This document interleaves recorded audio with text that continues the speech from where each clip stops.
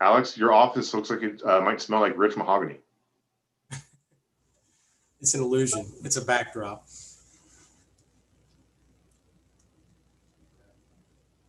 Mine smells like Girl Scout cookies. If anybody needs any Girl Scout cookies, you don't have a preferred Girl Scout cookie vendor, may I recommend Megan Santos? My daughter will be happy to sell you some cookies.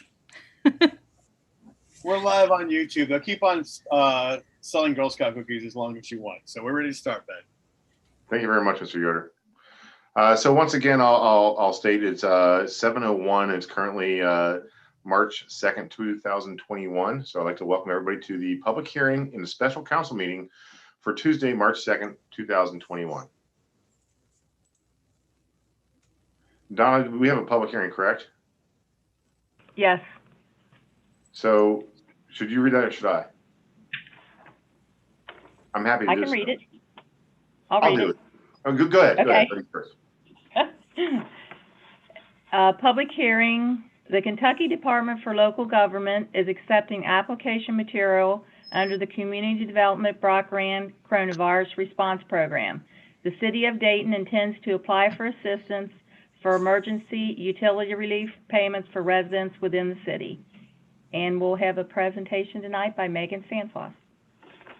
Thank you very much. And Megan and NKADD have been invaluable to the city over the past few months. So Ms. Sanfos, I believe you have a presentation for the COVID Relief Fund for utility bills. Yeah, I'm just going to talk about the program itself. So typically community development block grant funds are available for cities and counties to apply for infrastructure projects like water and sewer lines, things like libraries, volunteer fire departments, housing projects like rehabilitation and other improvement projects like that. But in response to the coronavirus, the Department for Local Government has designated some of the HUD CARES dollars to utility relief program to assist residents in paying for overdue utility bills so that their utilities are not turned off. So it's a non-construction project. No displacement or relocation will occur related to this project. The city is able to apply for up to $200,000 in the first round to assist your residents in paying up to 6 months of up to 6 consecutive months of bills with a limit of $250 a month across all utilities, so a maximum of $1,500 per household.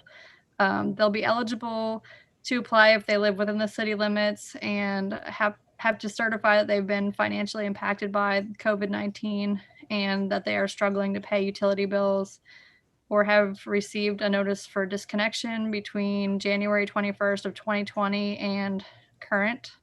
How this will work is the city will apply for the funds from the state, and then when those funds are released, they will be sent to the Community Action Commission, and each resident that wishes to apply for these funds will go to Community Action where they will be screened for eligibility for other projects such as the LIHEAP program and the rental assistance program that Kentucky Housing Corporation is launching.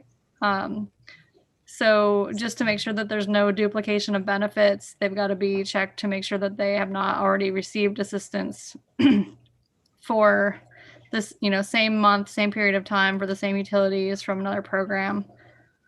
While CDBG funds are generally granted to assist low and moderate income households, this program is not restricted to low and moderate income residents. So we anticipate that non-low and moderate income residents will qualify for relief under this program due to the impacts of the pandemic. Let's see what else. As part of this grant, Northern Kentucky Area Development District will administer the grant. There will be a 5% administrative fee allowed for the area development district, as well as a 3% administrative fee for the Northern Kentucky Community Action Commission. And all community development block grant and HUD guidelines will be followed and adhered to during the project. So we've already started working on application. We'll have to submit to the state clearinghouse and the state historic preservation officer. Those reviews are normal parts of the community development block grant application process. And because it's a non-construction project, they're not taking 30 days like they usually do when you submit for a construction project, and they've got to review the impacts on the environment. So let me know if you have any questions. Megan, just curious, do you have any idea on a timeline when that process will be done and people can actually start applying for it? We're hoping to have applications to DLG submitted by the middle of this month. And then we kind of anticipate about 30 days from the application to the release of funds. It depends on how quickly the state is able to process these. They're getting a lot of applications from all over the state. I think we've got about 31 applications in our region. I think there's another ad that has like 46. So there's just an extreme volume of applications coming through. So I don't know if they're going to wait and see how many they get before they decide how much funding to distribute to each area, or if they're just going to, kind of dole it out as it comes in. Once your initial $200,000 grant is expended, you are able to go back in for a second round if there's still funds available. Based on the numbers that we've received from the utilities, I don't have the Duke numbers in front of me, but between Sanitation District number 1 and the Northern Kentucky Water District, Dayton has over $240,000 in arrearages. Now, not all of those are due to the pandemic. Some of them potentially predate the pandemic. And there could be people that have, multiple months beyond the 6 months it's allowed to be covered under this grant. So I don't really know how much of the arrearage will be covered by the grant, but you definitely can justify applying for the full $200,000 for this first round, and then potentially a second round. So tell me how the funding is funneled through to the utility companies. I know that the Community Action Commission is doing the bulk of the work with the, is that going to us, to them, or? So the money will initially come to the city, and then you will write a check to Community Action, and they will hold the funds in an account there. And then as your residents come in to apply, they will write a check, make payment directly to the utility. So there's at no time is any resident being written a check that could potentially not go where it was intended. Right. They're going to be tracking. We're going to make sure that every city and is covered, but some cities are probably they don't have enough to apply on their own, so they're going to go in under the county. So we're just the Community Action Commission will make sure that the right grant is credited for each applicant that comes in. Okay, one last question. Yep. In terms of getting the word out about this program, will there be some sort of PR effort campaign to let people know about it? Yes, the community Action already has a flyer. They have not been advertising yet because I think they'll just be inundated with applications before they can even do anything about them, because we haven't submitted an application from our region yet. So there's no money yet. So okay, that's good to know. We'll do our own locally, but I just wonder if there's going to be a regional approach to it. Yeah, and this will help out the utilities a lot, as well as the residents, because they're struggling with people not paying their bills and not being able to disconnect service all over the region. Are smart. They're going to, in their bills, they're going to let people know that they can have those paid, so they can pay back those Yes. delinquent accounts. So that makes sense. Yeah. Yep. I'm sorry, I dominated. Go ahead. No, that's all I had to say. Unless anybody has a question. Yeah, I do. This is for utility bills in arrears. Now that would be obviously with Duke, it'd be, and I believe all through Dayton. Duke covers both gas and electric. Yes. It'd be Northern Kentucky Water District. It'd be Sanitation District 1. Yes. Are telephone and cable bills included in that? No, it's just water, sewer, gas, and electric. Because they are not considered a utility, correct? Yeah, I think they're looking at utilities that are necessary for, for quality of life, and I don't think that they necessarily consider telephone and internet service to be for necessary for safe and sanitary housing. Understood. I think we need to make that pretty clear, because I know with all the work from home, homeschooling and everything, people have become dependent on internet access, whether it be through the phone company or through the cable company. But we need to make sure that everybody realizes that is not included in this program. Yes. Megan, you may not know the answer to this, but are they waiving late fees? Because late fees for 12 months add up pretty large. Yeah. So I think they have, the utilities have they have the leeway to write those kind of things off or waive those things. I think other cities have asked whether, they can do something like the hospital does when you pay your whole, bill up front, like they'll give you a 20% discount or whatever. That's still a detail that has to be worked out. Maybe they come up with a different, way to calculate those kind of fees. I'm not really sure how, what it's going to look like. As far as like how much is going to go towards each utility, it really depends on, who comes in, and there could be people that are, behind on their water bill and their sewer bill, but, paid up on their Duke Energy bill. Or, there could be other situations where people qualify for LIHEAP to pay the heat bill, but they don't have, that doesn't cover water and sewer. So it's any kind of combination of, utilities that people are behind on. Gotcha. Does anybody have any questions for Ms. Sandfoss? Going once, twice. All right, well, I think the overall idea here is if you've been having trouble and struggling with paying your Duke water or sanitation bill during this pandemic, please make sure you're paying attention to this opportunity to help you out with that. The city is aggressively, I think probably more aggressively than other cities, working to make sure that we have this assistance for our citizens. So Ms. Sandfoss, I really appreciate your time on that. Thank you. I'm making the rounds to a lot of cities, a lot of them virtually. Last week I did 2 public hearings in one night from the comfort of my home office.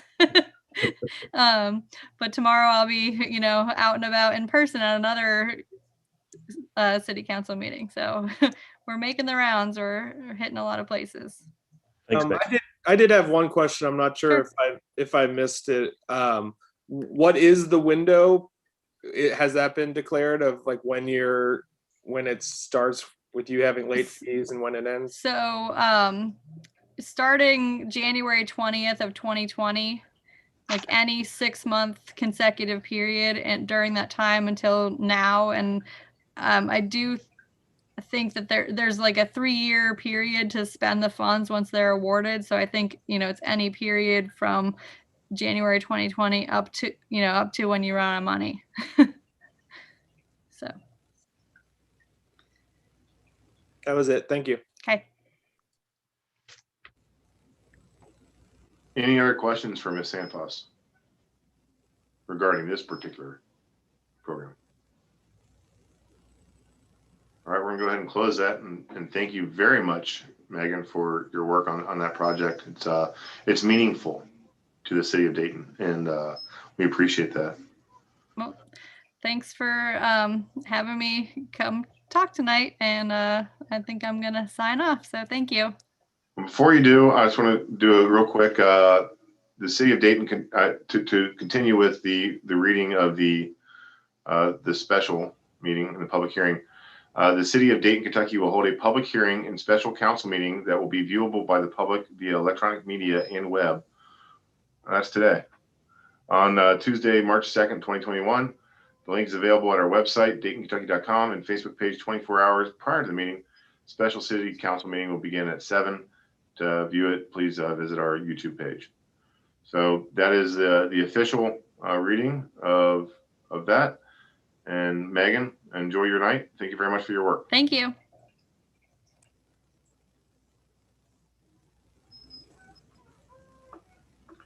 Now I'd like to move along to the agenda. So Ms. Ledger, if you could please do a roll call for City Council. Yes. Mayor Baker? Here. Member Volter? Here. Member Neary? Here. Member Neiman? Here. Member Kelly? Here. Member Baszler? Here. City Administrator Fawcett? Here. City Attorney Edmondson? Here. And that is a full house. I appreciate that. Thank you guys for making time. We'd now like to do a moment of silence and a pledge of allegiance afterwards.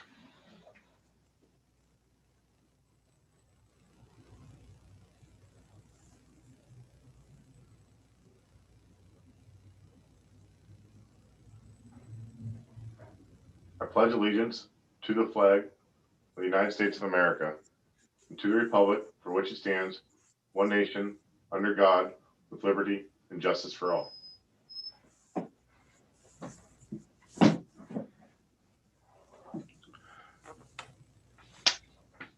Moving along on the agenda to the mayor's report. It's been a very, very busy month here at City Hall within our offices. First of all, I want to point out that we put out the Dayton dining dollars. Mr. Yoder was very busy with that, and we were overall successful. Really appreciate everybody's work for that.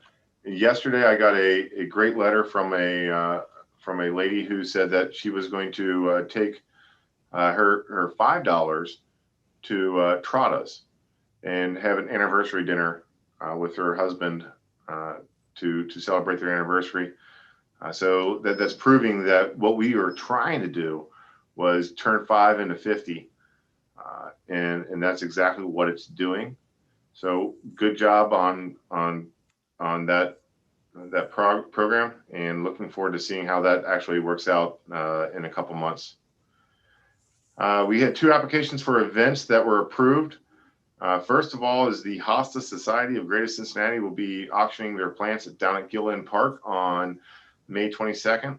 But also, which may impact everybody a little bit more, is the Dayton High School track team is going to have a track meet on March 27th down by the high school and the elementary school. So you'll see a bunch of young adults jogging around, and hopefully Dayton comes on top of that. Tonight, later on in our agenda, we're going to name March 27th as First Responders Day and also Essential Workers Day, because during this pandemic, we have had nonstop work from our first responders and our essential workers. Our public works officers, did not miss a beat when it came down to snow removal and keeping our city beautiful. Our police have done an amazing job of being on the streets during this whole pandemic. Our fire have answered every call with due diligence, and we are going to honor them on March 27th. And also the VFW 2899 and the Dayton Eagles will be serving them breakfast from 8 a.m. to 11 a.m. So we really appreciate their work during this pandemic, and we look to celebrate them. Last night, 2 nights ago, something really cool happened. A young man, Lorenzo Price, for the Dayton Devils, he scored his 1,000th point as a basketball player, and we're really proud of you, Lorenzo. And thanks for being a part of our team. And I'd say I hope to see you for 1,000 more, but I think time might be up for that. But congratulations, that's an amazing accomplishment, and we're very proud of this young man. He's only a junior, Mayor. He's got another season in the Green Devil outfit. If he puts 1,000 points on the board in a year, he'll get another acknowledgement. Good for him and good for the Devil. I was waiting for the if on that one, Ben. It was like, if he puts another 1,000. I was waiting for that big grand statement, because depending on what that was, we can motivate this guy a little bit. When he puts another 1,000. How's that, Jay? When. I love that. But I appreciate you acknowledging him tonight on the board meeting. I really, really appreciate that. That's good. So he's battling our crosstown rival right now as we speak, playing Bellevue right now. So hopefully he's adding a lot of points to that 1,000 point total right now. It's a major accomplishment, and we're very proud of him. He's a good guy. He's a good guy. Yep. Also in the city, Katie Taylor and Rosie Poulter have been doing a creative placement project with art on the Avenue in Dayton. So if you are interested, they will be doing a focus group that will be coming up in March 6th from 4 to 5:30 p.m. We do have a link that you can sign up through an Eventbrite sign up. That's going to be that's already been posted on our Facebook page. So if you'd like to talk about how art impacts you and impacts the city, you are more than welcome. We'd love to have your input. So anybody in the city who's interested in doing that, please go to our Facebook page. You can sign up there. This is not city administered. It's completely outside. So we're looking for your input versus us giving our input. So please sign up for that if that interests you. And lastly, we are missing someone tonight on our council, Miss Tammy Cornett. I think that everybody on this council and everybody in the city knows that when you go to a city event, you will see Tammy. Tammy will be there. She has put many hours into her volunteer work for the city. Her heart is in this town, and she was on city council until she resigned earlier or last month, I guess. And we really appreciate Tammy. So it's an honor for me to be able tonight to be able to offer Tammy a key to the city for her work on not just city council, but her many years of volunteerism and being a Dayton fan. We really appreciate her. We love her, and we wish her the best of health and everything that comes with that in her years to come. So Tammy, thank you so much for your work in the city, and we look forward to seeing you in years to come. And with that, I conclude my lengthy mayor's report.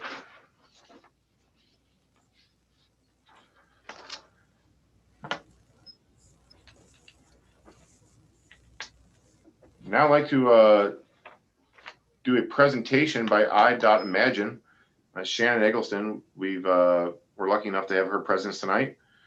She's going to speak to us about her not-for-profit, I Imagine, and how she can help Dayton. Ms. Eggleston, the floor is yours.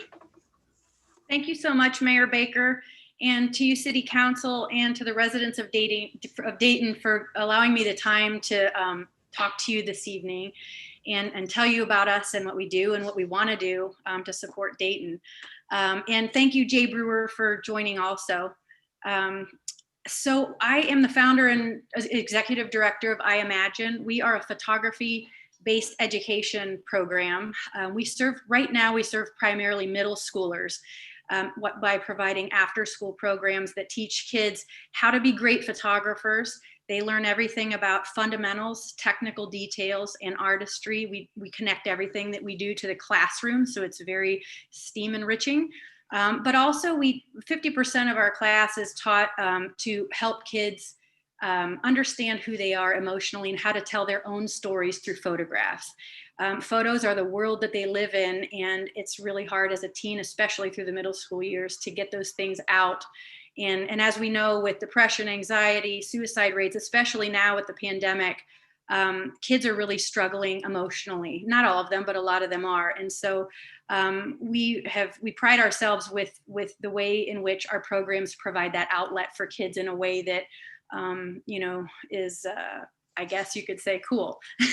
I think it's cool. I might be biased. But so just to give you a short background on who we are, our impact, and then how we want to partner, get involved with Dayton. So we started in 2016 as a nonprofit. Our first program was in Gray Middle School in Union, Kentucky. Our first year there, we had almost 60 kids enroll in our program. It was huge. We ended up splitting it into 2 groups, and we had really, really above and beyond impact with the kids. So I realized quickly that there was a need for this and a demand, obviously. It was critical to us as the mission of our organization to be equitable and accessible to any student in Northern Kentucky.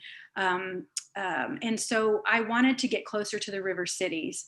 And so we, in 2017, moved our office to Covington, and we partnered with Covington Independent Schools. And we now have a program at Holmes Middle School also. So since 2016, we've established 2 solid programs that still exist, very strong and impactful still today. And so we serve approximately 100 students a year. Again, these are primarily middle school students. Our retention rate, meaning students who enroll in our class 1 year as a 6th grader, 75% of those kids re-enroll the next year. So we're really proud of that retention rate. The other part of the impact that our organization has is on the community directly outside of the classroom. So our students, a lot of the kids we get are kids that perhaps don't fit in well within athletics in the school. They may not fit in well academically in the school. And if you don't fit into those 2 categories, the list becomes more and more narrow as to where you can find a thing that's your thing. And so we tend to attract a lot of those kids. And so we believe that they, like everyone else, deserves to have their day to be recognized, just like the football team gets their Friday night game. It's important that our kids are recognized also. So we have public exhibitions in which we work really hard to get them promoted in the media and to get the public out to see them. We have a mural at 9th and Madison in Covington that consists of over 1,000 ceramic tiles that are printed with photographs printed on them. We're really proud of our new partnership with South Bank Partners, and we'll be exhibiting for the next year over the Purple People Bridge as a COVID-friendly option for seeing our students work. We've also exhibited at the Metropolitan Club in Covington, the Revolving Restaurant in Covington, and also the lobby of the Scripps Center downtown. Those are just to name a few. And so part of our, I guess you could say it's a problem or our challenge right now is 2 things. One is our retention rate is really high. It's a good thing until our kids finish the 8th grade. And we typically don't have programs in the high schools, as most high schools have established photography programs and teachers. And so once our kids reach the complete 8th grade, there's not a lot of room for them to remain an I Imagine student. The other problem that we have is another good one. Last year, we received a donation from Amazon Imaging Amazon Imaging Sciences, which is the internal organization that photographs all of Amazon's products. So anything you see on Amazon, the majority of it is photographed in-house by this internal organization. They shut down their CVG studio and donated the majority of their state-of-the-art product studio to I Imagine. It's sitting in a storage unit in Delhi as we speak tonight and is not being utilized, partially because of COVID, but also because we need a dedicated space for that equipment in order to set up what we envision being an I Imagine HQ. and that's why I'm here tonight, is to talk to you about our vision for this equipment and our vision for how we can use it to take our students to the next level. So an iMagine HQ would be a brick and mortar location for iMagine that would house all of our equipment, where we would have up to 5 product studio bays set up. One could be portrait, one could be product, one could be, we could have one designated for food, one designated for pets. There's a lot of different ways that we can work this. We also have an entire computer suite with state-of-the-art graphic monitors that we have ready to set up. So we will be able to teach kids graphic design, product studio photography, and weave all of these things into the way that they relate to the business world and how small business utilizes these kinds of services. And so our headquarters, we envision it being a hub, an innovative, creative hub for students. So it could potentially serve Dayton in 2 ways.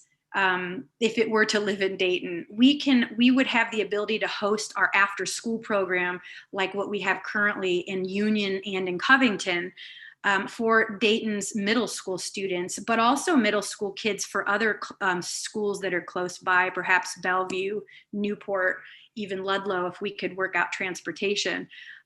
We have the capacity for 20 students a day that could come after school and learn and grow with us and get creative. What we can also do then is during the school day, provide an internship for high school students that would be much more in depth, where they would actually be building resumes of real working experience, utilizing this equipment, learning what we teach them about how this works and is applied in the business world and beyond. And so in that regard, it would also provide a service to the small startup community in Dayton and beyond. The students would build a resume, whether they're college bound or career bound out of high school. They would have meaningful line items on their resume of experience of things that they've done that they can talk firsthand about in interviews, and even just in general to be defining themselves as a professional. So that is, in a nutshell, what the iMagine HQ would look like. The other 2 things that it would offer is our summer camp right now is hosted by the Ignite Institute in Northern Kentucky Makerspace.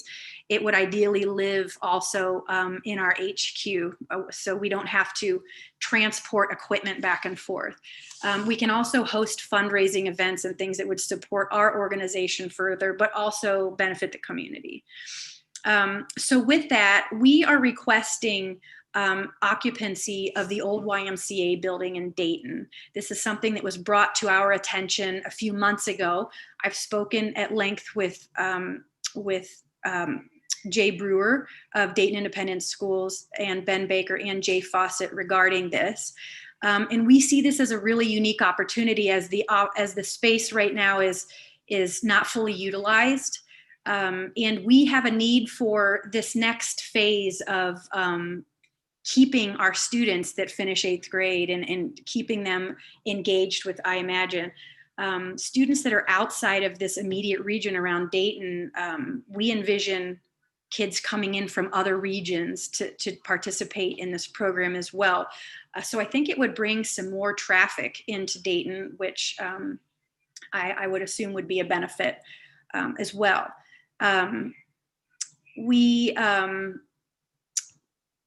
At this point, being new and being, a fairly new nonprofit, we don't have the financial capacity to take on a space like the YMCA building. The only way this would work is if we could receive a subsidy of some sort to offset the operating cost of the building itself. For us, and for the city of Dayton, I feel like the pros are this is a perfect space. Regionally, we're between some school districts. Dayton, Bellevue, Newport are the closest that really could benefit from an after-school opportunity such as this one that includes art, technology, and career and college readiness. And it would also support the Dayton small business community as well. so this is our request. And Jay, if you'd like to say a few words on how this would benefit from your perspective, that would be great. And again, I hope this is something that I'm not sure what the next step would be after tonight, but I want you to know that I'm excited to engage further with any of you, those of you that are city council or community members. I'm really excited to get to know you better and to engage in this and hopefully make this happen. So thank you again for your time. Jay? Yeah, I'll just briefly highlight, Shannon and I have been working this back and forth a little bit, how it would fit in with our mission here. And of course, it does align with our mission to inspire, engage, and grow our kids. We're interested in the during school and the after school pieces of this. We know we have students that niche themselves into programs that schools don't traditionally offer. We were the first school in Northern Kentucky to offer an esports team. And now you see about 13 to 14 different schools in Northern Kentucky are offering that. So that was a way to engage about 10, 15 kids into that team. We have a strong bowling team that's out there getting after it and competing at a pretty high level. A lot of people don't know this, but this year our bowling team beat the Beechwood Tigers and the Highlands Bluebirds. So go Devils on that end. So a lot of our small school districts don't have those opportunities. So one of the things that we're working towards is this concept of what we like to define as a Diploma Plus here at Dayton High School. So it's no longer acceptable really just to graduate high school with just your diploma. It's you need a plus on there. So some of our kids, their plus, it's currently going to Gateway Community College and accumulating college experiences and credits. Some of them are heading out to Northern Kentucky's campus. Some of them are at our area tech center, learning welding, nursing, bricklaying, those types of things. We see this as an opportunity to add another plus program for our kids here at Dayton. So it certainly would align with a lot of interests that our kids have. It's certainly something that being within eyesight of our school would be a great location. But I do understand there's complications for folks as far as funding and those things go. So as much as we'd be excited about this, I have to be transparent. It wasn't something that we had in our long-term master plan was to add a photography piece in here. So it was an opportunity that presented itself to us. And we like to engage in those opportunities and see what they are. So again, I do feel like it's a fit for our kids. We certainly could make it work and would be excited to see this happen for the kids and community of Dayton. Thank you so much, Jay. I would like to point just one more thing out that I didn't perfectly clarify. This program, it is absolutely to teach kids photography and graphic design. We are not in the business of trying to inspire kids to become professional photographers. I mean, we of course will inspire them to do whatever it is that we feel that they're well suited for. But what we really do is to help kids to understand what their gifts are. And that's why we bring in the community collaboration so that they can see how business works. They can see what it looks like to network in the community and to see what other people in the community that can model for them what the possibilities are for them, not only for employment, but also them themselves one day becoming small business owners or part of the business world. So it's really just to give them exposure in career in general. But we use photography really as the vehicle to get to that. Thank you again.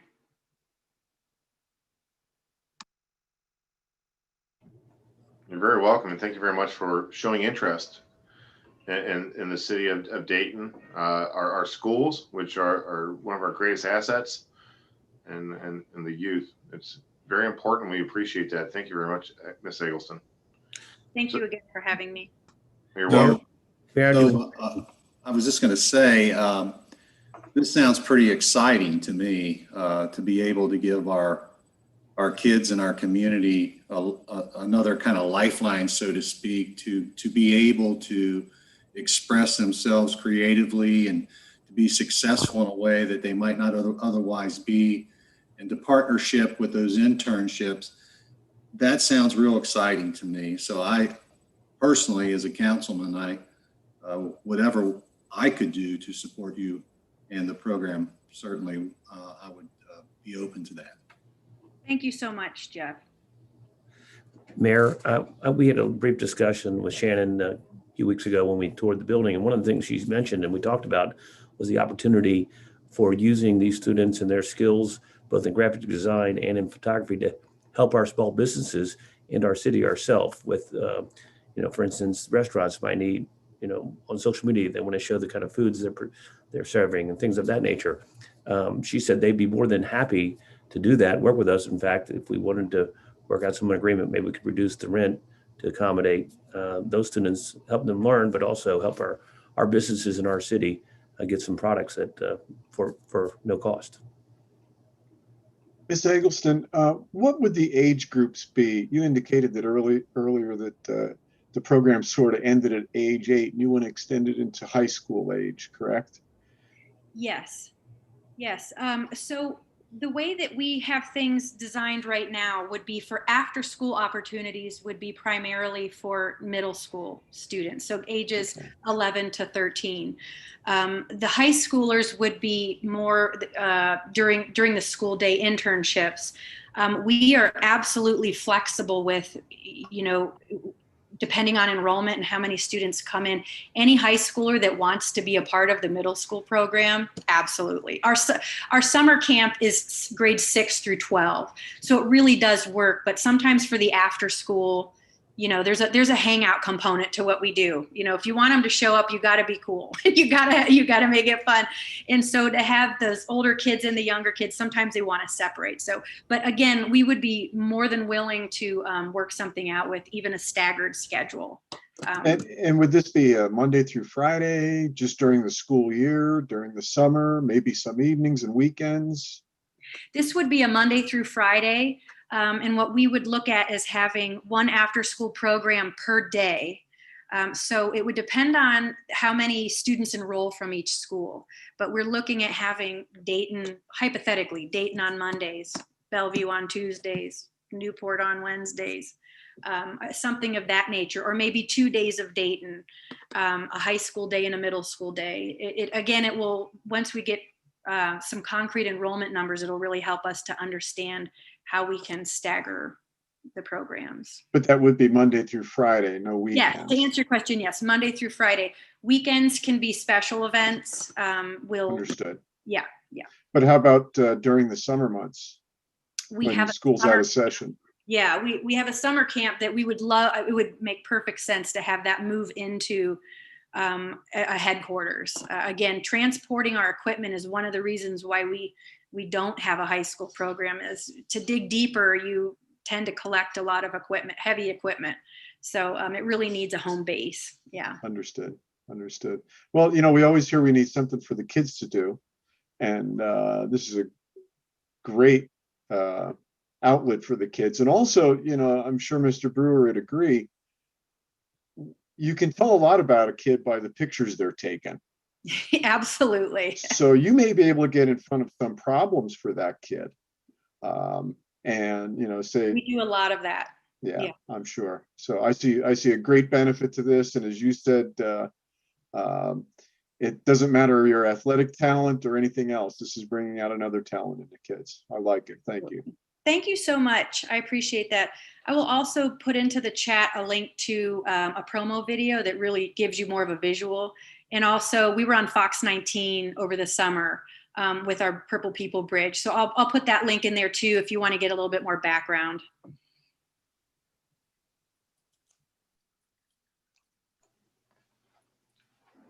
Thank you, Ms. Eggleston. Thank you, Mr. Neary. Does any other council member have any questions for Ms. Eggleston or maybe Mr. Brewer concerning this program and how it may impact the building that is known as the former YMCA building? What action is required of council at this point, sir? Actually, I thought tonight was a great chance for Ms. Eggleston to present to council. I don't think any action is necessarily required this evening. Tonight was a good preview of what she could possibly do with that building. I think within the next month, we need to put financials together to understand where all those things are and if it makes sense for the city of Dayton. So tonight, I just wanted to give Ms. Eggleston a chance to have the floor and to present to council. I'm asking for no action this evening.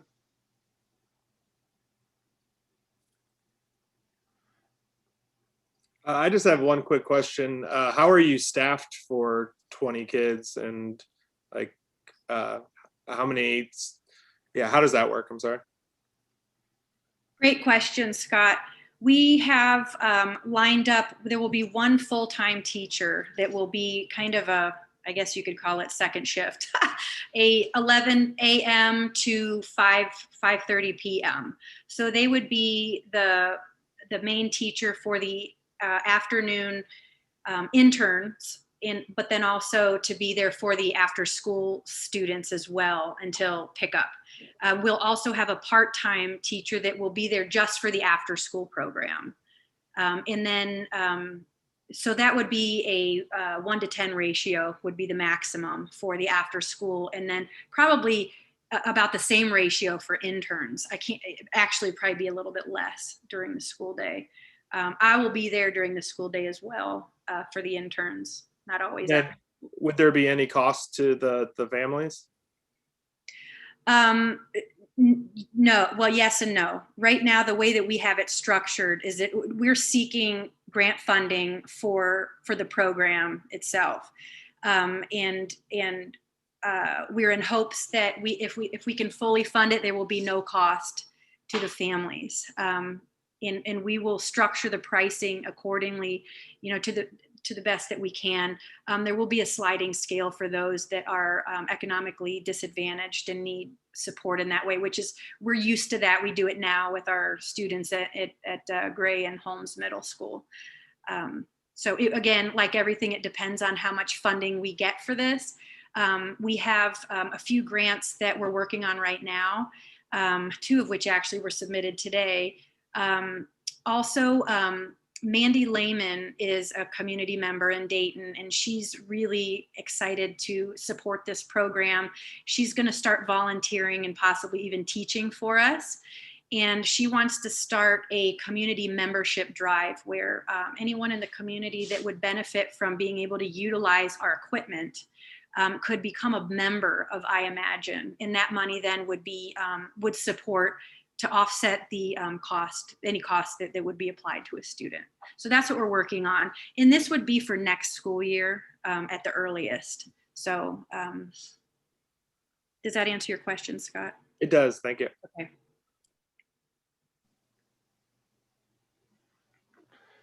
So again, there's more discussion that needs to be had. As far as what's gone on the 9 to 5 day of City Hall, we toured the building with Miss Eggleston and Mr. Fawcett and showed her that space. Other than that, you guys are pretty much getting the first information that we know of this program. So there's going to be some financial information in the background that we need to share with council moving forward. And if you guys so choose to make that motion in next council meeting or the council meeting beyond that, feel free to reach out to Ms. Eggleston. Feel free to reach out to Mr. Brewer, myself, Mr. Fawcett, anybody really, and see where we're at with that. But that's all I had on the agenda for Ms. Eggleston tonight, is just to present her idea of how she could provide this service to the city and what she was requesting from the city. I know she's working on a lot of grants. We're all big fans of Greater Cincinnati Foundation. We're all big fans of Horizon Funds. So hopefully they are big fans of Dayton, and we can make these things happen. Do we have any other questions regarding Ms. Eggleston's presentation to council this evening? I just want to say this sounds like a really great program. I hope we can work this out. Sounds great for Dayton kids. Thanks for coming. Thank you so much, Beth. I appreciate it. All right, I'm going to head over to the basketball game. Take care, everyone. Bye, Jay. All right. Thanks, Jay. 1,000 more points. Yeah. Well, thank you very much, Ms. Eggleston, for your time this evening and for your interest in Dayton. We appreciate you. So we'll close that portion of the agenda and moving along. It's been a very, very busy couple months here at City Hall with previous administrator Michael Giffen. He resigned his role. He moved on to the city of Highland Heights. I wish him and his family nothing but the most success in that city as well. But it did put us in a position that we had to fill the role for city administrator. So the past few months, what we've done is we've worked with Ymca, again, Megan Sandfoss and her team on putting out a regional search for the city administrator role for the city of Dayton, Kentucky. And let me tell you, we received a lot of very good and qualified candidates for that role. I was amazed. We met with folks from all around the state who were interested in this role. And we were very impressed by people's interest in being able to help Dayton as we move towards the future. We went through those interviews the last few weeks ago and probably had 10 or so really qualified candidates. And we had one candidate that we thought was over or super qualified for the role. And tonight I'd like to ask council's permission for me to enter into an agreement with Mr. Jay Fawcett to be the city administrator for the city of Dayton, Kentucky. We will follow all the perimeters that fall in line with that job description. And I would like to ask for your motion to approve myself, the mayor, entering into an agreement with Mr. Fawcett to be the next city administrator for the city of Dayton, Kentucky. I'll make that motion to approve the mayor moving into an agreement with Mr. Fawcett concerning the city administrator position. The motion was made by member Volter. Do I have a second? I second that motion. The second was made by member Neiman. Do we have any comments regarding the motion? 3, 2. Okay, 1. I'll go. All right, Mr. Neary, please. My understanding is that this will fit within the existing guidelines of salary for this position, correct, sir? Yes, sir. Oh, there we go. That's going to be a big question, and I'm glad you answered it so clearly.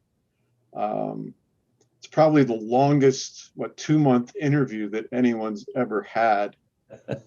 Usually you get like an hour for an interview. And I got to say that based on the roughly 2 months that Mr. Fawcett's been helping the city, I've seen better communication than I even expected. I've seen more coordination than I ever expected, and respect for the city and the citizens and the council and the administration. I had my 90-minute interview with Mr. Fawcett on Saturday, and I asked him, I had 10 questions. The first question I asked him was, why does someone with your resume want this job in Dayton, Kentucky? And about 25 minutes later, I realized he has all the same goals and objectives and ideas, and then some, that all of us do. We want to make this place an even better place. We see the potential in it. We've got limited funding to do it, but we have the people to do it. And in that regard, I look forward to working with Mr. Fawcett. I really do. So I guess you passed your 2-month interview process, sir. If the vote goes through, we still have to vote on this. That's true. And Mr. Neer, I appreciate that. I was trying to be very open with everybody on city council I made all resumes available for Yes, you city did. council to come view. Mr. Fawcett's been open to speaking with city council. We had a committee that unanimously approved his hire. So it's not without due diligence that we made this decision. So it was a tough decision because, like I said, we had really good candidates. But I believe that it's the right decision for the city at this point in time. Yeah, Mr. Mayor, I remember when you showed me the top candidates' resumes when I came into the office. And after reviewing the resumes, I told you, you have a problem. And you asked me what the problem was. There were so many good resumes in there. So that really shows me that people of this caliber are very interested in working with Dayton. That's really encouraging to me. And tough choice, but I think out of all of them, the right one. Thank you, sir. Agreed. Tough choice. Do we have any other comments regarding the motion in the second? 1, 2. I would like to now ask for a roll call from Ms. Ledger from City Council to appoint Mr. Fawcett as City Administrator for the City of Dayton, Kentucky. Member Kelly? Yes. Member Baszler? Yes. Member Volter? Aye. Member Neary? Aye. Member Neiman? Aye. The ayes have it unanimously. Mr. Fawcett, thank you very much for your interest in helping the City of Dayton, Kentucky move forward, and we welcome you to the team, sir. Thank you, and I appreciate your all support. The city grew on me in those 2 months. I had no idea how much it would grow on me, and I kind of missed being out of the public management game a little bit. I didn't realize how much I missed it. So as I mentioned to you, I got a really impressive group of elected officials and staff, and I think a great foundation for the future here in the city. So I'm excited to get rolling here. I'll be officially on board with this vote in 2 weeks. I got to clean up a few things in my current job, but I'm really looking forward to it and working with each of you in the future. Thank you, sir. Welcome aboard. Thanks. Now I'd like to move along to something that was brought to me by Ms. Penny Hurt. I think we all know Ms. Penny Hurt. Penny is a wonderful Dayton resident, and you have to excuse my speech here because it's long. But we've all been very impacted by COVID-19. It's changed our lives. And a couple sectors of people have not ever stopped working. That's our first responders and our essential workers. That's everybody from fire, police, and our public works. So Ms. Penny Hurt has asked me to proclaim March 27th as Essential Workers and First Responders Day. So I have a proclamation here that I will read as is proper to name March 27th Essential Workers and Public and First Responders Day. So whereas the coronavirus, COVID-19, is an infectious virus caused by a newly discovered coronavirus, and whereas the COVID-19 virus has infected millions of people worldwide, is responsible for countless unnecessary deaths, and has become a worldwide pandemic. And whereas the greatest weapon available in fight against this invisible disease is the courageous network of first responders, medical professionals, and essential workers who are on the front line combating the coronavirus pandemic. And whereas the city of Dayton, Kentucky is tremendously grateful to all those who have chosen the noble profession of healing, caring, and protecting others. And whereas all their first responders, medical professionals, and essential workers across Kentucky, and specifically those living and working within Dayton, Kentucky, treat their fellow neighbors with compassion, dignity, and respect that they deserve. And whereas we express our immense gratitude to all those caring for and treating patients and providing essential services to the citizens of Dayton, Kentucky, and across our nation. Their commitment to serving others has been clear and their contributions to society immeasurable. And whereas we are especially grateful to all the public employees for the city of Dayton, Kentucky, who have dedicated themselves to ensure we continue to provide essential services to all of Dayton, Kentucky's residents and businesses. And whereas we are also grateful to truck drivers, social workers, grocery store and pharmacy workers, and others who are working long hours to ensure our community and our nation is receiving the vital supplies and services we need to get through this pandemic. And whereas we extend our thanks to the Dayton Independent School District and to all our educators who continue to find ways to educate our children and provide them with the skills and knowledge needed to help these future generations. And whereas all these brave, talented, and gifted men and women bring incredible spirit and resolve in helping to save lives each day and contributing to the well-being of our citizens. And now therefore it be resolved by me, the mayor of Dayton, Kentucky, and the city council, state of Kentucky, that we extend our utmost appreciation, gratitude, and most importantly, our sincere thanks to all those individuals and professions courageously working to save lives and serve our community during this pandemic. And henceforth, March 27th, 2021, shall be hereby declared the First Responders and Essential Workers Day in the city of Dayton, Kentucky. And be it further resolved that the city of Dayton is hereby to support each of you and to pray for your continued strength and health to all those who have been affected by this virus and are in need of its healing. Be it also resolved that the city of Dayton extends its thoughts and prayers and all those who have lost their lives during this pandemic to their families. The city is resolute that no one will be forgotten.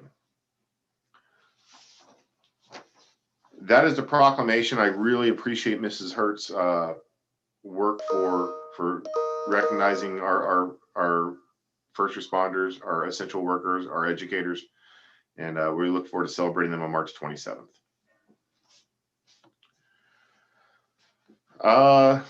Moving along on the agenda, we have our board appointments. Ms. Ledger? Yes. We need to renew the appointments for Alan Smith for the Code Enforcement Board, Caitlin Sparks and Patty Simpson for the Board of Park Commissioners, Kelly Barrett for the Board of Architecture Review, Steve Caudell for the Ethics Board, Roy Newman and Tanner Yes for Planning and Zoning Commission, and Aaron Fox and Nathan Kroger for the Main Street. So we just need a motion to accept. Do I have a motion to accept the board appointments for those roles? I'll make that motion to accept those board appointments. Motion made by member Baszler. Do I have a second? I'll second the motion. Seconded by member Kelly. Do we have any comments concerning the board appointments? 3, 2, and 1. All in roll call. Member Baszler? Aye. Member Volter? Aye.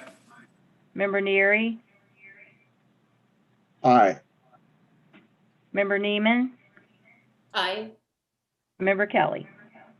Aye. We truly appreciate their volunteerism and dedication to our city. The ayes have it. The board appointments pass. Moving along on the agenda, we have the approval of the minutes from February 2nd, 2021 and February 9th, 2021 meeting.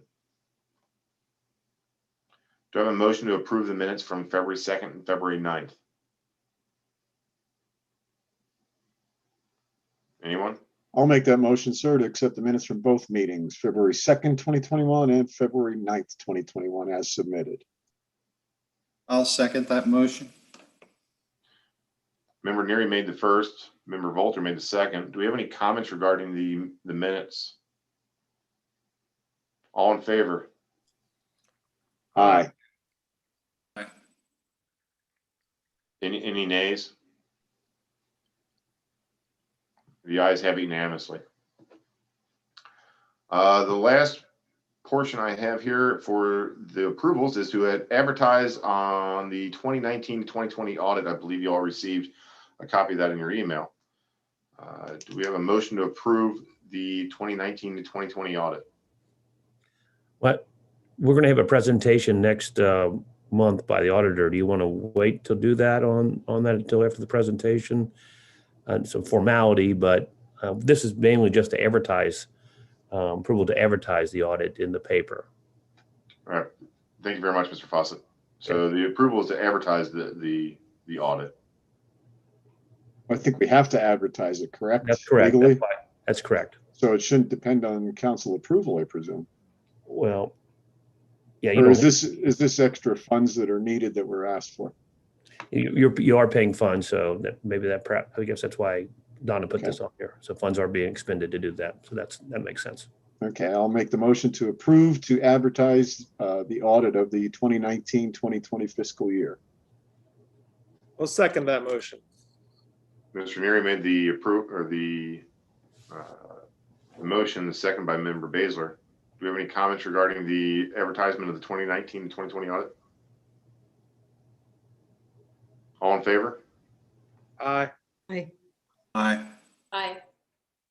Any nays? Unanimously, we shall advertise the 2019-2020 audit. Moving along on the agenda, moving to ordinance and orders. 2021, number 6, Romeo, appointing a replacement to serve as council member.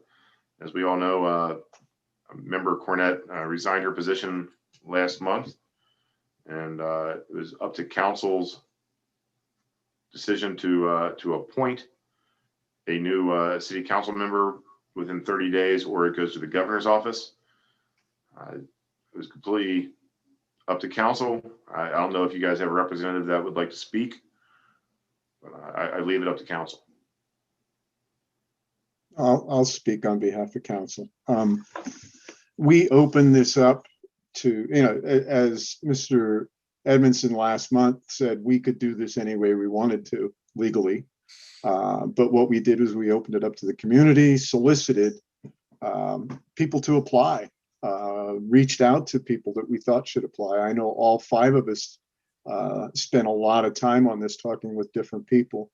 And we got some great resumes in, some great applications, and some of them from people that we'd never met before.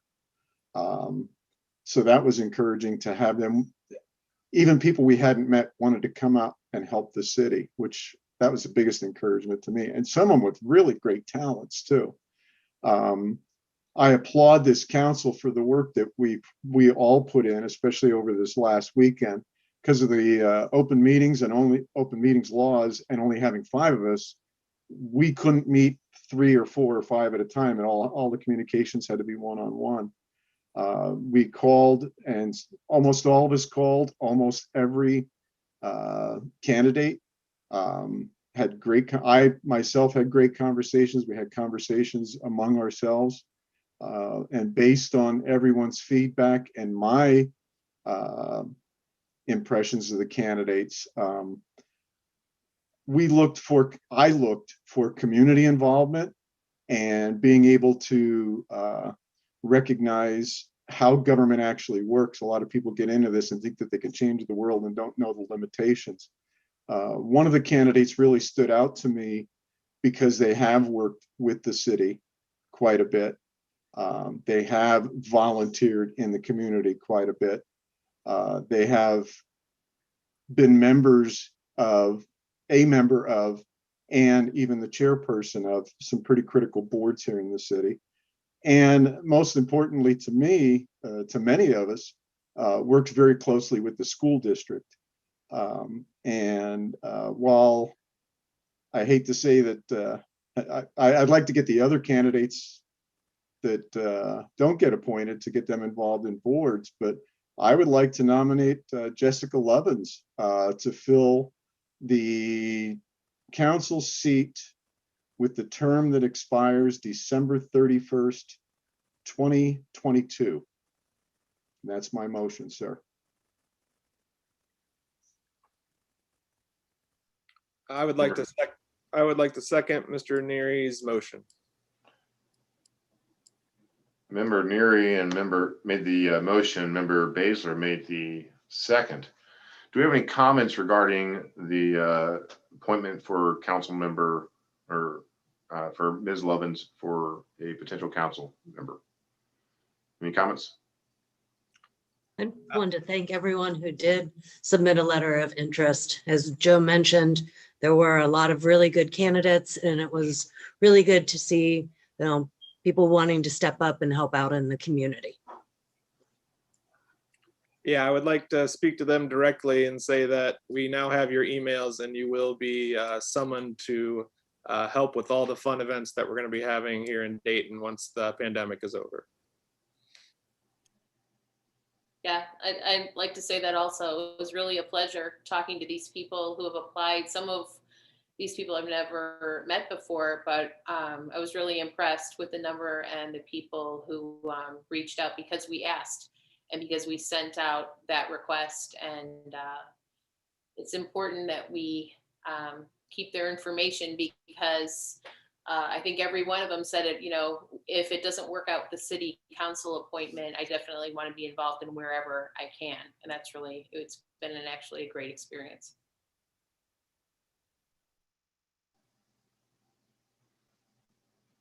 Any other comments regarding the appointment? I'm going to close the comments in 3, 2, 1. Ms. Ledger, if I could please have a roll call vote to nominate Ms. Jessica Lovins as City of Dayton, Kentucky council member. Member Volter, Aye. Member Neary, Aye. Member Neiman, Aye. Member Kelly, Aye. Member Baszler. Aye. The ayes have it unanimously. Ms. Lovins, we truly appreciate your willingness to serve. Look forward to working with you moving forward. Sir, I have a question for Mr. Edmondson. Since we're under this 30-day window, does this close that window now, or is it based on when that person is sworn in? We're going to swear her in, so we can take care of that, Jay. We can take care of that tomorrow. Okay, thank you, sir. So Jess, if you're watching, I need to see you down here at City Hall. Ms. Ledger will make sure that you've never participated in any duels or any part of a duel. And bring your family. Big deal. Bring your family and pictures. It is a big deal. We're real proud for her. And she has earned it. Moving along to the second and last ordinance I have for the evening, 2021 number 7 Romeo. This is a letter of intent to the United States Army Corps of Engineers in connection with the Ymca Riverfront Ecosystem Restoration Project. Ms. Ledger, anything to mention on that? I could give a little Yeah. background on that if you want me to, Mayor. Please, Mr. Fawcett. So this is a project that's been pursued by South Bank Partners for probably 6 or 7 years. And the idea is that it is a riverbank restoration project in Dayton, Bellevue, Newport, Covington, and Ludlow. It's being done through the U.S. Army Corps of Engineers. They did an initial study, which I have right here, called the Northern Kentucky Ecosystem Restoration Feasibility Study, where they kind of lay out what they want to do in terms of helping to deal with erosion issues and getting rid of invasive plants on the riverbanks and replacing them with native species. The project overall, I believe, is a approximately $12 million project. There is a 75-25 match. 75% would be paid by the federal government. A 25% match would be paid by local governments.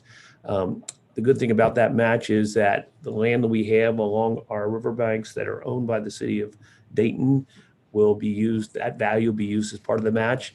The other good thing is that South Bank Partners has gathered cash to pay for any remaining match that our city and the other cities will need to have to make this project a reality. So there will be a net no cost to the city for this project. So this has been a long time coming, but we have to do this process in order to get to the next stage, which is actually designing the improvements that the Corps wants to make to the riverbank. Mr. Fawcett, this is not deeding over the city property No. to the Corps of Engineers. No, there's already restrictions in place on our property when the flood walls were built back in the 60s, 50s, 60s, whatever. All kinds of restrictions were put in place there. So it's basically an easement, but we already have an easement on it, so we're not really giving up anything we haven't already given up in the first place. And is it a permanent responsibility signed over to the Corps of Engineers, or? Eventually, yes. So eventually we'll be responsible for it, but it's all a natural, design, and there's very little hardscape, anything to really maintain. It's a natural design. So there shouldn't be much cost to the city to do it. And this is going to be on portions that aren't riprap, right? This is where we still have natural bank. For the most part, they're going to try to avoid riprap and any other type of hard surface. They want to try to find natural solutions to erosion issues. So they will have some places where we may need to do that for erosion purposes, but for the most part, it's all a natural solution. And it will be getting rid of some of the invasive species that are already there, replacing them with trees and plants that will help hold the riverbank in place.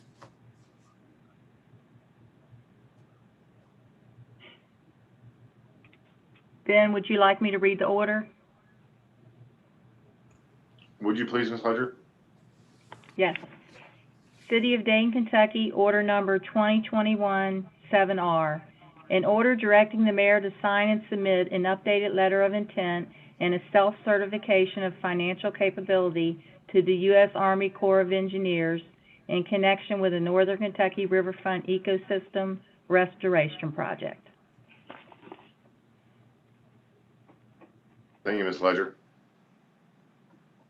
Do we have a motion to accept 2021 number 7 Romeo? I move to accept order number 2021-7 Romeo.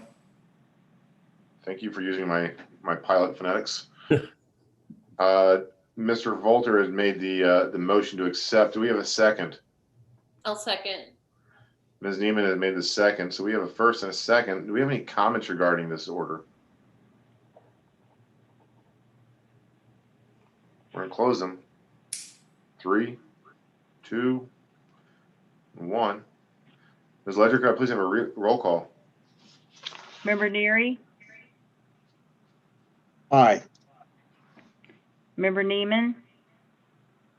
Aye. Member Kelly? Aye. Member Baszler? Aye. Member Volter? Aye. You guys have it unanimously. And we now move along to discussions. First thing I want to bring up in the discussions is, as everyone I hope knows, we have asked folks to please use our info@daytonky.com email address to bring concerns to us so we can bring them up during council meetings. As we all know, COVID-19 has kept us from meeting in person, and the podium is no longer there for the next few months. So we want to make sure that our citizens have an opportunity to bring their concerns to City Council. And one of them was Miss Sarah Shepard. I believe she lives on 5th Avenue. If I'm incorrect, I apologize.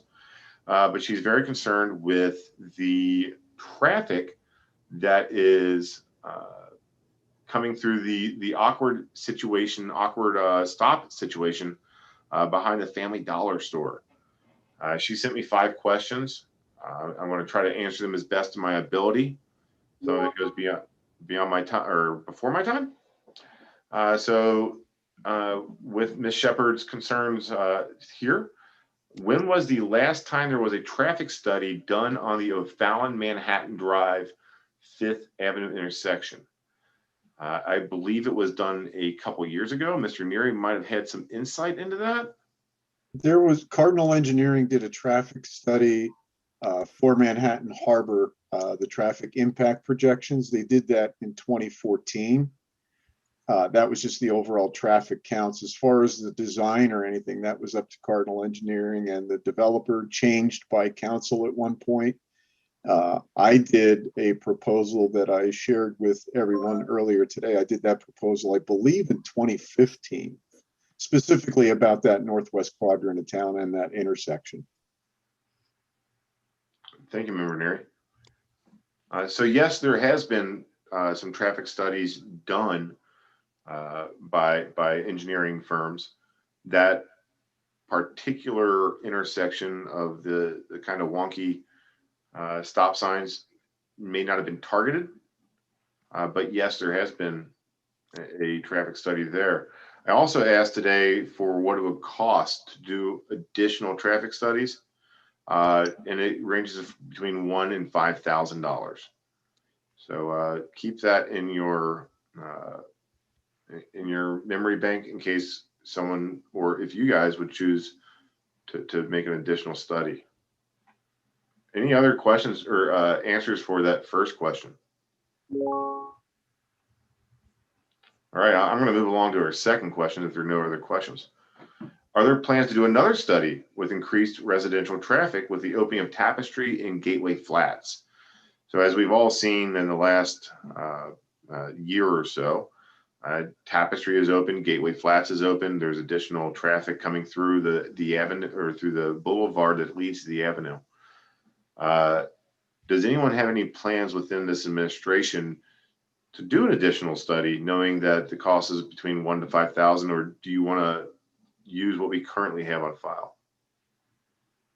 My question about what we currently have on file would be, was that traffic study done with the current configuration of the buildings that are down on the river? Because I thought initially the plans for it were more single family homes than, the larger condos, which would mean more traffic, more cars. I believe that study that was done, and I think it was Cardinal Engineering. I was reading through it today, and I've got to find it. I'll send it to administration so that you can distribute it if you can't find it. Their projections were based on the entire development being built out to full capacity. That's the way they had. Well, they had to do it a before, a medium, halfway built out, and a fully built out for what the traffic counts would be at the different intersections. Obviously, 6th and Fallon took the brunt of it, of the traffic coming in and out, but they all had also projected for a Berry Street ramp and also for access on the east end out onto 4th Street. Neither of those have happened yet.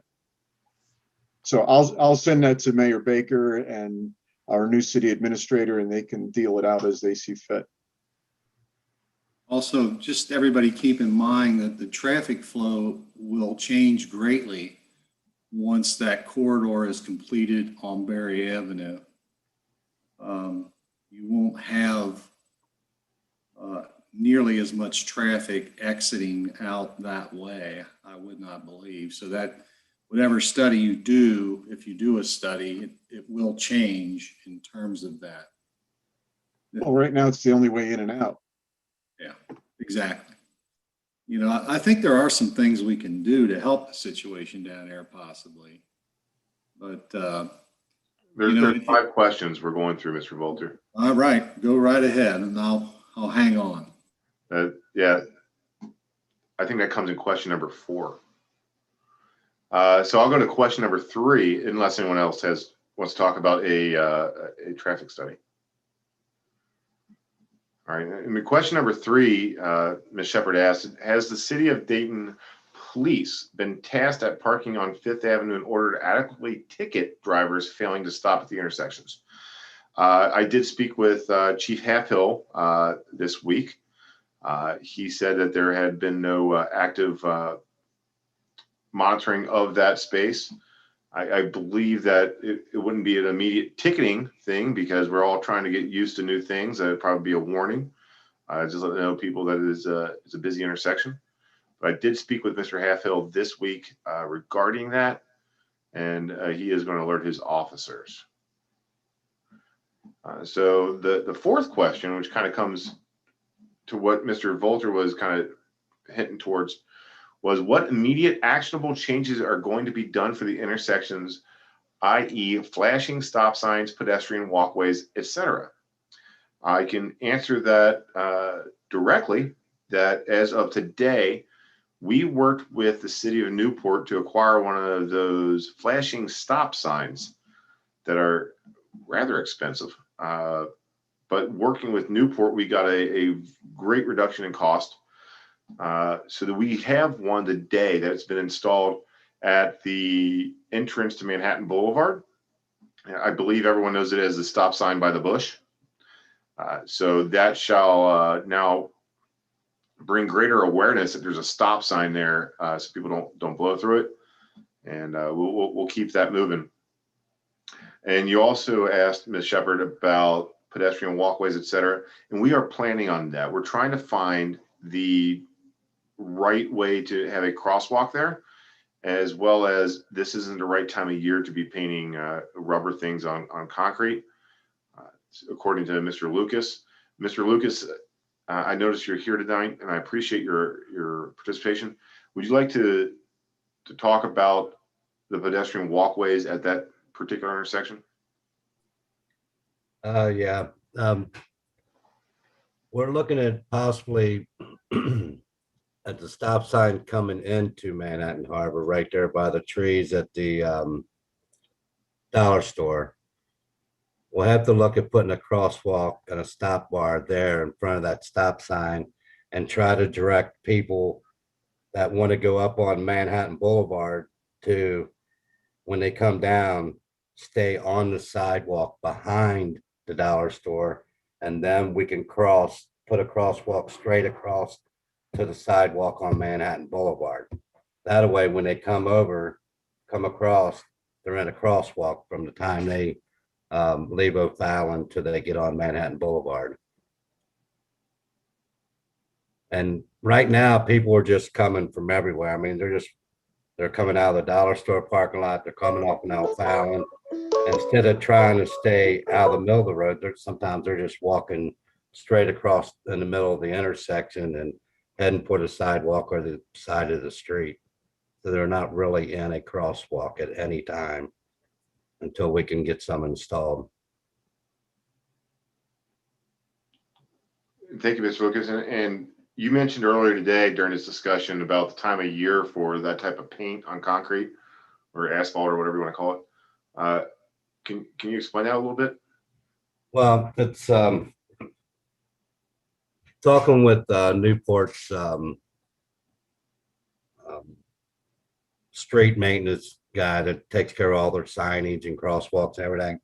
The ideal time to do that is when the asphalt is warmer. The paint will last longer, and so will the crosswalks and things. Because it's not going to be cheap. It's something you want to put down right.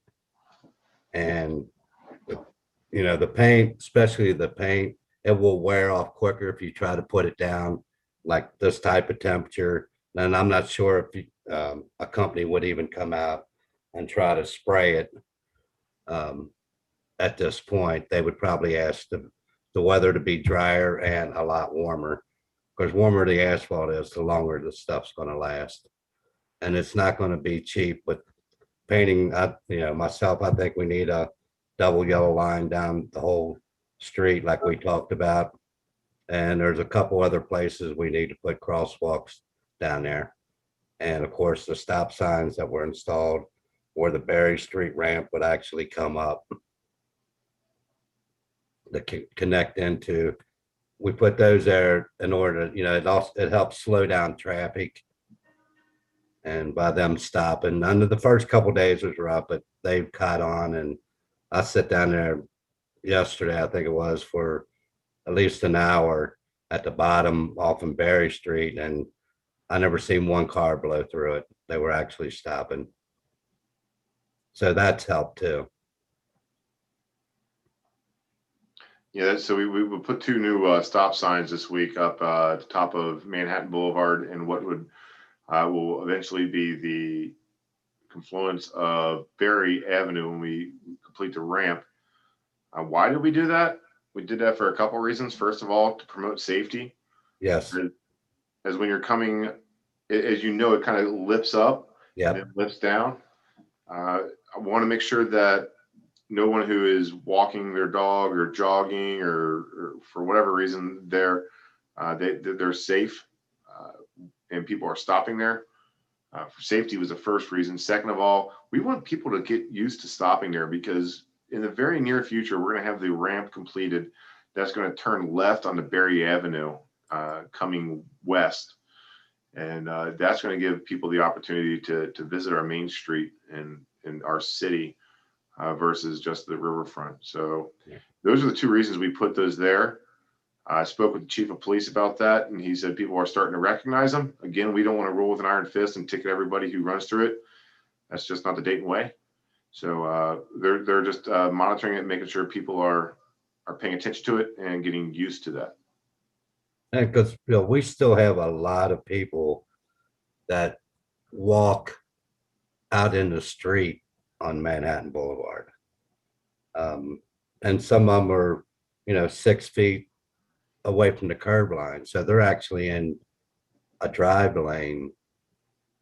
And we need to look at something that's going to keep them focused, maybe up on the levee, try to get more and more people on the levee instead of walking. And, the little kids are riding their bikes in the street down there. I mean, right now it's treated as like you just go and there's no stopping. And I know there's speed limits down there, but, they're not all obeying by it. But I mean, I think it's getting better. But I mean, we have joggers that are jogging literally facing traffic that are, 6, 7 feet out away from the curb.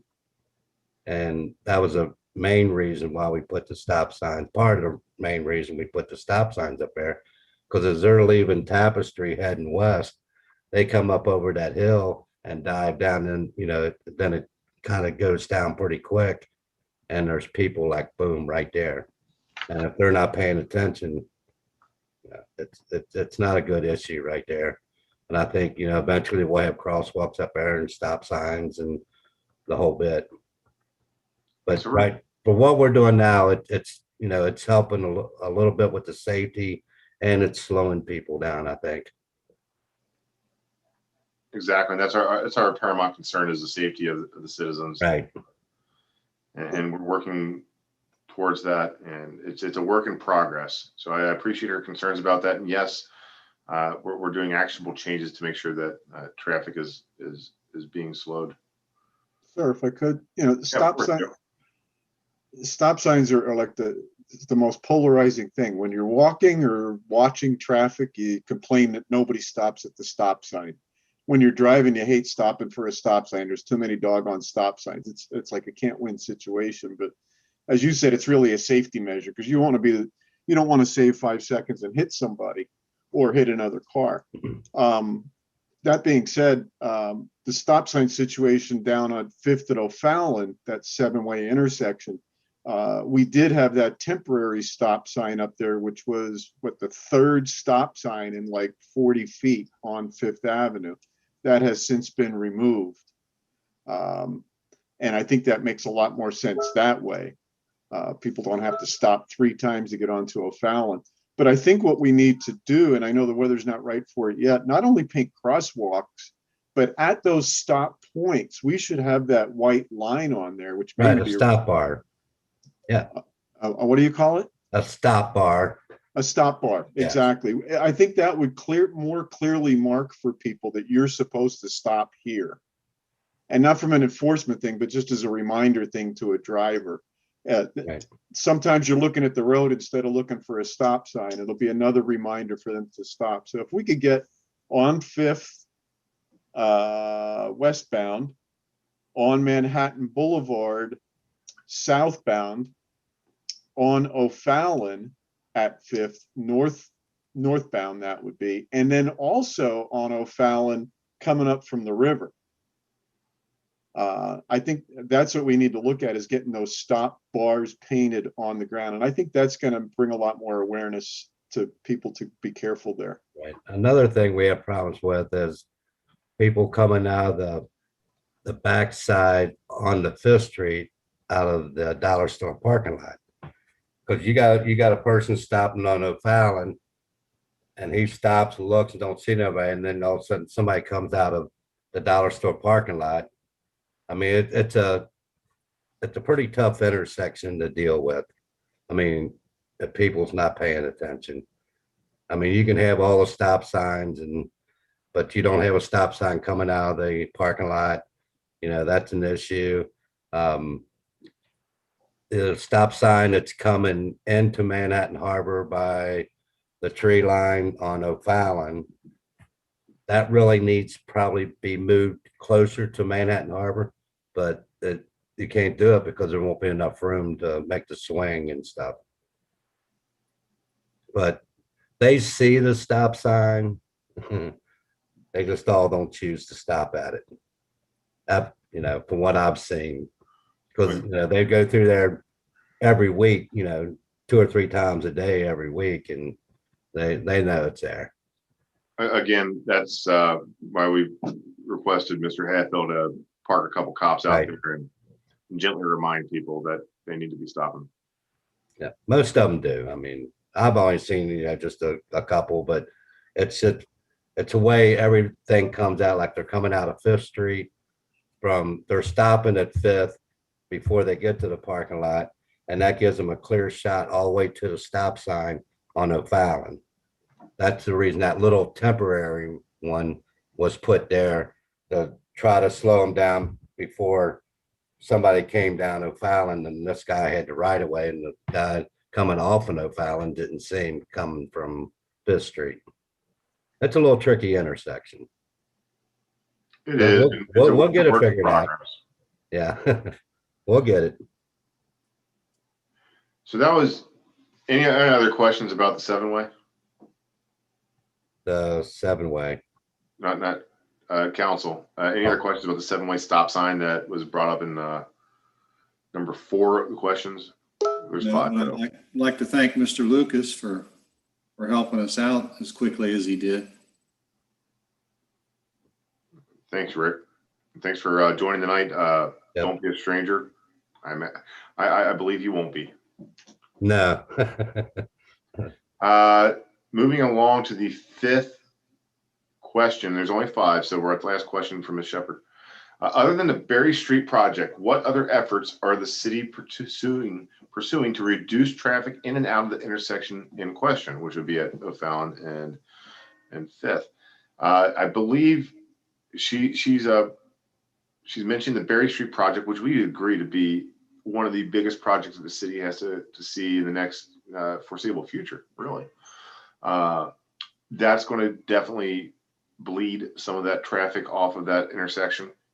The second will be the completion of the road that loops Manhattan Boulevard back into Route 8 that comes around by the marina. Those are the 2 options that we currently have on task. I don't know of any others. Always listening to ideas, but those are where they're at. I think, sir, if I could, you know, what else do we have planned? Really, you know, getting the Berry Street ramp in and getting the east end done. Yeah, that's going to take a while. I think taking these steps with the crosswalk painting and the stop bar painting when the weather allows, and some enforcement from police, that's about all we can do right now. That's not going to be a huge expenditure. You had asked earlier about bringing in a traffic consultant to examine the situation. Maybe since that original 2014 traffic study was done, you know, maybe a little bit jaded towards it'll be fine because we want to get this development in. Maybe we do need to look at the cost of a fresh set of eyes, especially on the main intersections there. So I'd say let's look at the cost of a professional traffic consultant, not somebody like me that draws something up in PowerPoint, to really look at where we are and where we could go and what those costs would be. I've spoken with other city folk in the past week or so regarding that, and that's where I come up with that $1,000 to $5,000 number. I didn't make that up. So I think it would behoove us in the next month.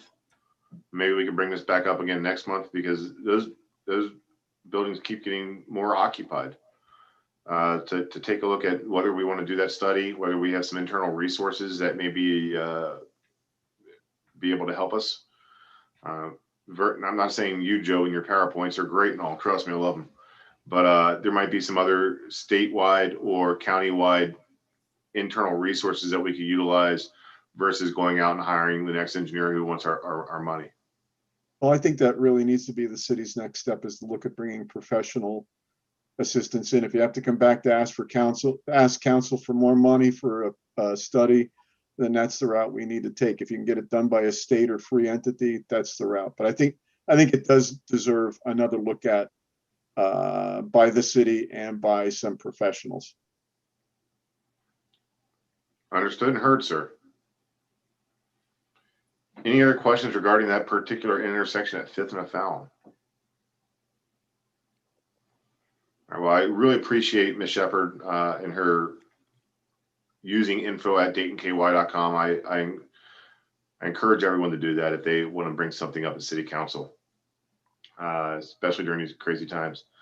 The last thing I have on my agenda for the evening is the getting vaccine information out to our community. As we know, we have 3 really great vaccines out there: Moderna, Pfizer, and just last week, Johnson & Johnson. These vaccines prove to be very effective in fighting and preventing the coronavirus. I encourage everyone to get one and get in line to do so. We have on our website, I believe, a Northern Kentucky Health Department has got a way to get the vaccine. Go there, sign up, and get your shots. We would be happy to help anybody who may not have internet access to do so, or maybe if they're elderly and don't understand how to do that, please reach out to the city. We will help you do that. This is important. This will get us out of this funk. And looking forward to all the great things we can do together once we all get vaccinated.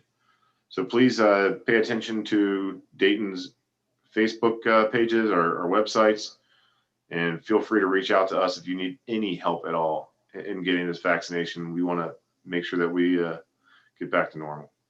So Mr. Mayor, would it be beneficial? I'm just thinking about people that I know, myself and my wife, and we have all the resources that we need available to us, including location information, internet access, a computer, and all that. But I'm thinking about people that don't have internet, that don't have computers. Maybe would it be beneficial to create a flyer to put in maybe some of our businesses, maybe Spears Court, our schools, that would have that contact information on it for people with the health department, and even like UC Health, which will vaccinate people from Kentucky if you can make an appointment. That kind of information, would that be something we might consider doing or not? Definitely consider that, Jeff. It's a great point. Mr. Yoder, I'll ask for your help on this as far as getting maybe some type of flyers printed up that we could drop off at Spears Court, at maybe some of our local businesses that people who may not normally have internet access. Just ask them to put it on their counter. I don't know, at the little markets around town. We can do that. We can do that tomorrow. I can start writing that tomorrow. Okay. And yeah, thank you. Yeah, that's important. You caught me relaxing, Jeff. It's all right. It's been a long meeting. Well, sir, you're also going to have to stay very current on that, because it's constantly changing. It seems like week to week there's different information coming out. So if we put them in any locations, and if there is an update, we're going to have to be careful to make sure that the latest information is out there. That's true in some circumstances, but I think the major vaccine sites have remained pretty constant. Right. Like the convention center in Northern Kentucky, the one at the old Met Center out there in Erlanger, Lakeside Church there and off of Buttermilk. So Newport. you see Health, the Newport Health Department. So those kind of sites have remained pretty stationary. Now they may create new ones, but those sites have been pretty consistent and stationary. Well, maybe we could also work with the school district and the churches to distribute that information. You know, the kids could take that information home to their parents. The churches could hand it out to their attendees and their neighbors. Great point. Yeah, let's utilize our churches. We've got a great church community here in the city of Dayton. Let's make sure that we're getting this information out as much as we can so we can get back to normal. Any other questions, comments, concerns regarding the vaccine? All right. That is all I have today. I would, once again, I'd like to welcome Jessica to City Council. I'd like to welcome Jay to City Administration. We're very excited to have you guys serve. And do I have a motion for adjournment? So move. Member Volter. I'll second that. Member Kelly. All in favor? Aye. Aye. Stay safe, Dayton. Go Devils. You too.